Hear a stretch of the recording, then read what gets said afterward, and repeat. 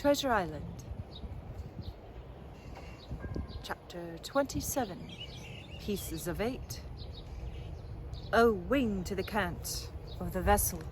The masts hung far out over the water, and from my perch on the cross trees I had nothing below me but the surface of the bay. Hans, who was not so far up, was in consequence nearer to the ship, and fell between me and the bulwarks. He rose once to the surface in a lather of foam and blood, and then sank again for good. As the water settled, I could see him lying huddled together on the clean, bright sand in the shadow of the vessel's sides. A fish or two whipped past his body. Sometimes, by the quivering of the water, he appeared to move a little, as if he were trying to rise. But he was dead enough for all that, being both shot and drowned, and was food for fish in the very place where he had designed my slaughter. I was no sooner certain of this than I began to feel sick, faint, and terrified. The hot blood was running over my back and chest. The dirk, where it had pinned my shoulder to the mast, seemed to burn like a hot iron. Yet it was not so much these real sufferings that distressed me, for these, it seemed to me, I could bear without a murmur. It was the horror I had upon my mind of falling from the cross trees into that still green water beside the body of the coxswain. I clung with both hands till my nails ached, and I shut my eyes as if to cover up the peril. Gradually my mind came back again. My pulses quieted down to a more natural time, and I was once more in possession of myself. It was my first thought to pluck forth the dirk, but either it was stuck too hard or my nerve failed me, and I desisted with a violent shudder. Oddly enough, that very shudder did the business. The knife, in fact, had come the nearest in the world to missing me altogether. It held me by a mere pinch of skin, and this the shudder tore away. The blood ran down the faster, to be sure, but I was my own master again, and only tacked to the mast by my coat and shirt. These last I broke through with a sudden jerk, and then regained the deck by the starboard shrouds. For nothing in the world would I have again ventured, shaken as I was, upon the overhanging port shrouds from which Israel had so lately fallen. I went below and did what I could for my wound. It pained me a good deal, and still bled freely, but it was neither deep nor dangerous, nor did it greatly gall me when I used my arm. Then I looked around me, and as the ship was now, in a sense, my own, I began to think of clearing it from its last passenger, the dead man O'Brien. Sorry, I'm going to have to take a pause here as the rains are coming down a little bit more, and let's see if I can get under the tree. The fire ants are crawling up my legs as I read to you, so I'm trying to get away from them. Just going to wipe my screen here. All right. Sorry about the interruption. Okay. All right, let me see. Okay. Began to think of clearing it from its last passenger, the dead man O'Brien. Let's get more under this tree, shall we? Just a wee bit more under the tree. Thanks for being patient with me. All right. He had pitched, as I have said, against the bulwarks, where he lay like some horrible, ungainly sort of puppet. Life-size, indeed, but how different from life's colour or life's comeliness. In that position, I could easily have my way with him, and as the habit of tragical adventures had worn off almost all my terror for the dead, I took him by the waist as if he had been a sack of bran, and with one good heave tumbled him overboard. He went in with a sounding plunge. The red cap came off and remained floating on the surface. And as soon as the splash subsided, I could see him and Israel lying side by side, both wavering with the tremulous movement of the water. O'Brien, though still quite a young man, was very bold. There he lay, with that bald head across the knees of a man who had killed him, and the quick fishes steering to and fro over both.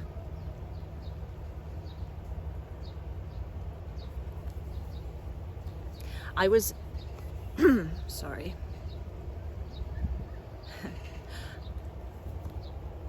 I was now alone upon the ship. The tide had just turned. The sun was within so few degrees of settling that already the shadow of the pines upon the western shore began to reach right across the anchorage and fall in patterns on the deck.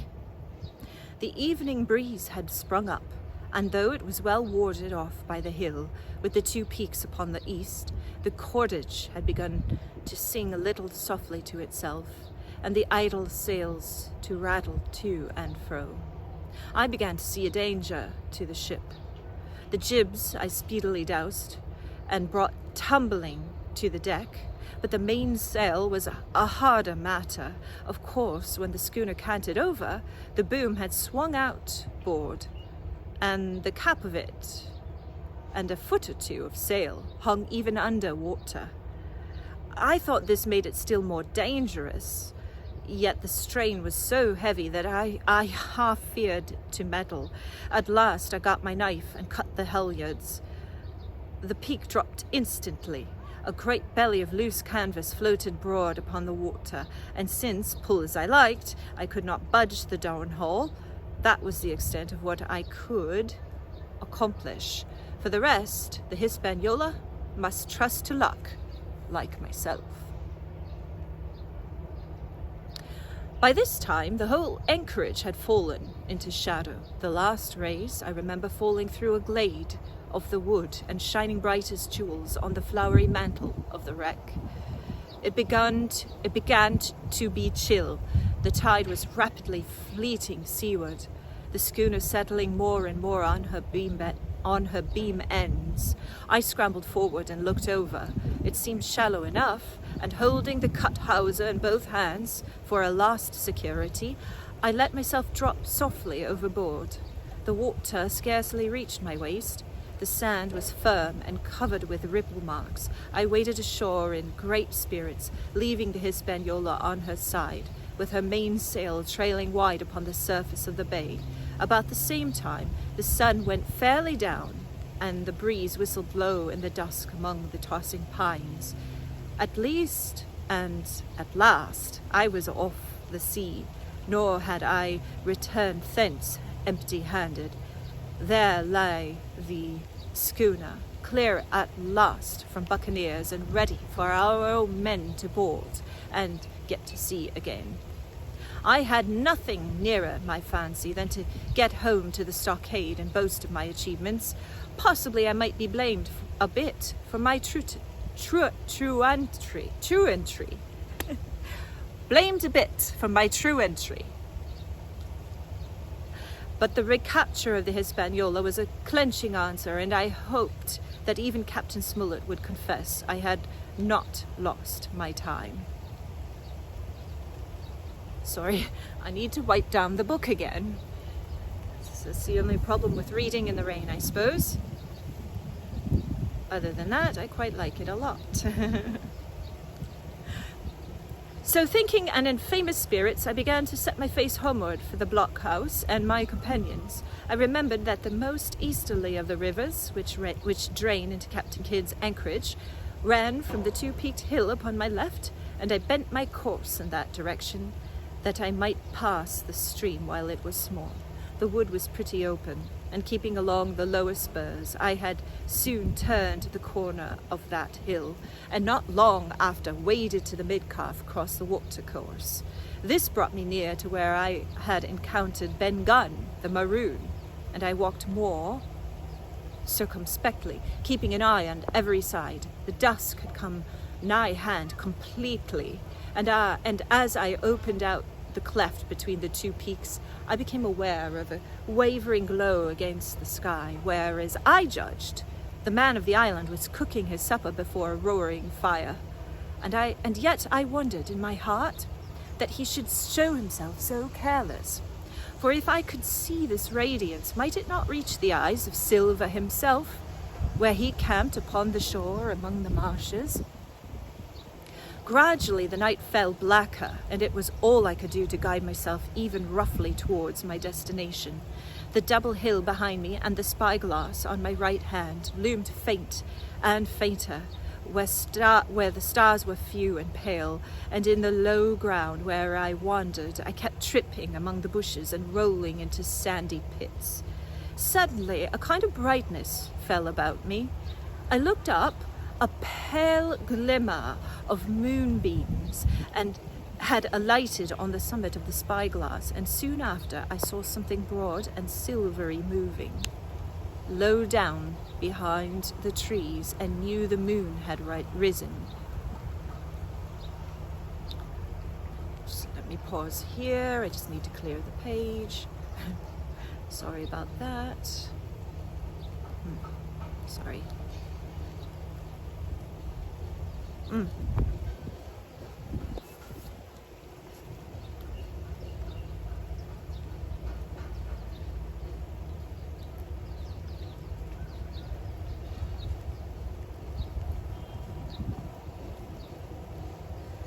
All right, here we go. With this to help me, I passed rapidly over what remained to me of my journey, and sometimes walking, sometimes running impatiently, drew near to the stockade. Yet, as I began to thread the grove that lies before it, I was not so thoughtless, but that I slacked my pace and went a trifle warily. It would have been a poor end of my adventures to get shot down by my own party and mistake. The moon was climbing higher and higher. Its light began to fall here and there in masses through the more open districts of the wood, and right in front of me a glow of different colour appeared among the trees. It was red and hot, and now and again it was a little darkened, as it were, the embers of a bonfire smouldering. For the life of me I could not think what it might be. At last I came right down upon the borders of the clearing. The western end was already steeped in moonshine. The rest, and the blockhouse itself, still lay in the black shadow, checkered with long silvery streaks of light. On the other side of the house an immense fire had burned itself into clear embers and shed a steady red reverberation, contrasted strongly with the mellow paleness of the moon. There was not a soul stirring, nor a sound beside the noises of the breeze. I stopped with much wonder in my heart, and perhaps a little terror also. It had not been our way to build great fires. We were indeed, by the captain's orders, somewhat niggardly of firewood, and I began to fear that something had gone wrong while I was absent. I stole round by the eastern end, keeping close in shadow and at a convenient place, where the darkness was thickest, crossed the palisade. To make assurance surer, I got upon my hands and knees and crawled without a sound toward the corner of the house. As I drew nearer, my heart was suddenly and greatly lightened. It is not a pleasant noise in itself, and I have often complained of it at other times, but just then it was like music to hear my friends snoring together so loud and peaceful in their sleep. The sea cry of the watch, that beautiful "all's well," never fell more reassuringly on my ear. In the meantime, there was no doubt of one thing. They kept an infamous bad watch.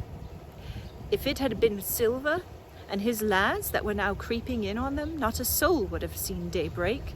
That was what it was, thought I, to have the captain wounded, and again I blamed myself sharply for leaving them in that danger with so few to mount guard. By this time I had got to the door and stood up, all the dark within, so that I could distinguish nothing by the eye. As for sounds, there was the steady drone of the snorers, and a small occasional noise, a flickering or pecking that I could in no way account for. With my arms before me, I walked steadily in. I should lie down in my own place, I thought, with a silent chuckle, and enjoy their faces when they found me in the morning. My foot struck something yielding. It was a sleeper's leg, and he turned and groaned, but without awaking. And then, all of a sudden, a shrill voice broke forth out of the darkness. "Pieces of 8! Pieces of 8! Pieces of 8! Pieces of 8! Pieces of 8!" And so forth, without pause or change, like the clacking of a tiny mill. Silver's green parrot, Captain Flint!